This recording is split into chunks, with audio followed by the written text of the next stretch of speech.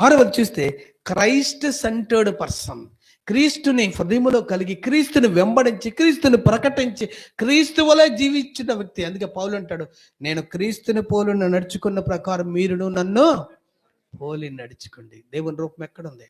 దేవునికి 7 షేప్స్ ఉన్నాయి. ఒకటి దిశ నీతి స్వరూపుడు, రెండవది మహిమా స్వరూపుడు, మూడవది సత్య స్వరూపుడు, నాలుగవది ప్రేమ స్వరూపుడు. ఇలా చెప్పుకుంటే చాలా ఉన్నాయి బైబిల్లో. ఈ స్వరూపాలన్నీ నీలో నాలో కనబడాలండి. క్రీస్తు ప్రేమ అనేక మందికి మనం కనబరుస్తూ రావాలి.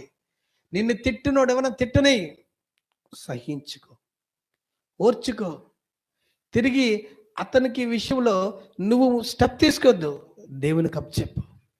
సో క్రిస్టియన్ మీన్స్, క్రైస్తవుడు అంటే ఎవరో మనం ఆరోది ఏం చెప్పాం? Christ centred person. క్రీస్తునే హృదయంలో ఉంచుకున్న వ్యక్తి, క్రీస్తువులే జీవించున్న వ్యక్తి, క్రీస్తువులే శ్రమ పట్టడానికి ఇష్టపడిన వ్యక్తి, క్రీస్తుని చూపించేటువంటి వ్యక్తి. ప్రియ సహోదరి సహోదరుడా, నీ జీవితంలో ఎలాంటి క్రైస్తవుడిగా జీవిస్తున్నావు? ఈ 6 పదాలు కనుక నువ్వు జ్ఞాపకం ఉంచుకుంటే, నేను జ్ఞాపకం ఉంచుకుంటే, మనం అర్థం చేసుకుంటే, లోకానికి మనం చూడగానే ఈజ్ ఎ క్రిస్టియన్, సింపుల్గా చెప్తారు. ఇతడు క్రైస్తవుడు, ఇతడు క్రైస్తవుడు.